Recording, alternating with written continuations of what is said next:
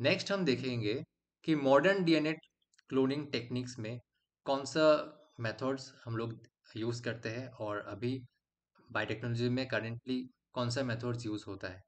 सो TA cloning के बारे में मैंने पहले डिस्कस किया है कि हम लोग टेक पॉलीमरेज से ए ओवरहैंग एंड टी ओवरहैंग लगा के वेक्टर में और इंसर्ट में उसको लाइगेट करके हम लोग एम्पलीफाई कर सकते हैं। सो इसका जो एडवांटेज है इस प्रोसीजर का, it is very simple and enzyme free. Next जो प्रोसीजर है, मेथड है, हम लोग देखेंगे कि वो है गिब्सन असेंबली। इसमें हम लोग एक्सोन्यूक्लियस, पॉलीमरेज और लाइगेज का यूज़ कर सकते हैं।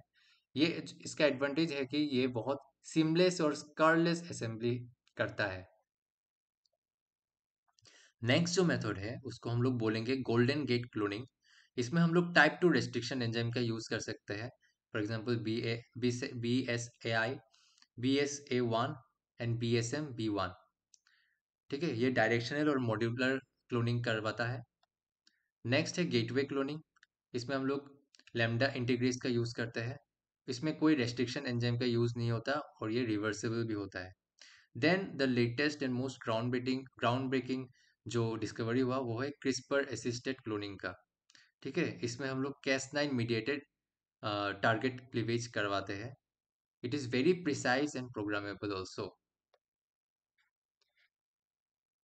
चलिए हम लोग कुछ एप्लीकेशन देख लेते हैं डीएनए क्लोनिंग का। DNA cloning can be used in gene expression and regulation studies, recombinant protein and enzyme production, functional genomics, vaccine development, gene therapy, transgenic plants and animals and synthetic biology. कुछ हम लोग revision कर लेते हैं। हम लोग देखेंगे कि हम लोगों ने पूरा अभी क्या पढ़ा सब में। सो इन विट्रो क्लोनिंग के लिए हम लोग पीसीआर बेस्ड एम्पलीफिकेशन करते हैं। उसमें insert size less than 10 KB रहता है। इन विवो में हम लोग वेक्टर यूज कर सकते हैं, उसका insert size more than 10 KB रहता है।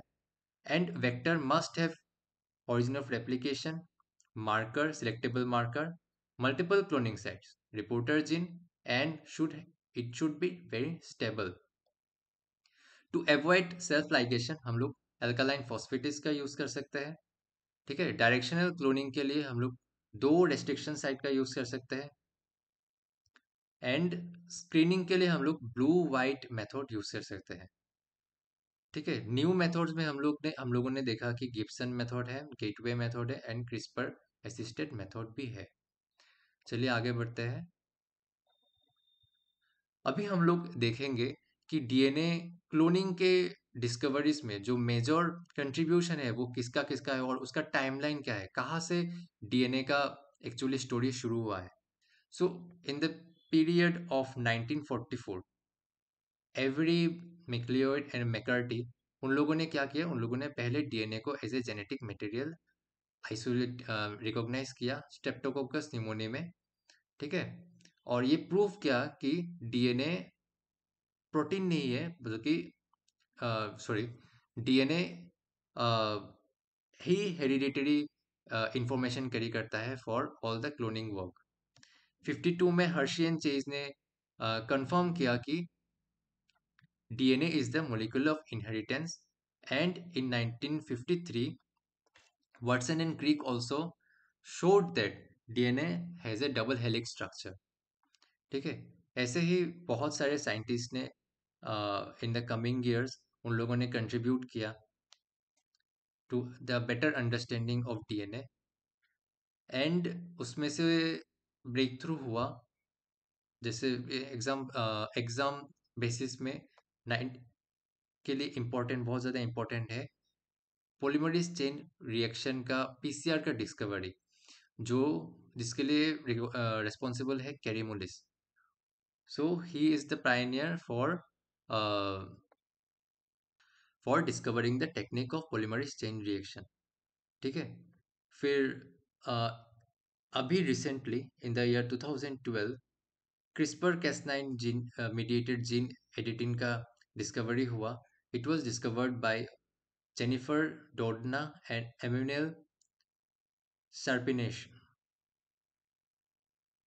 Sharpenshire. Okay, so it revolutionized the cloning, and precise programmable in vivo gene insertion or correction. So these are the history and हम लोग आगे भी देखेंगे और next in the coming videos कि DNA cloning में कौन से रेस्ट्रिक्शन एंजाइम्स यूज होते हैं.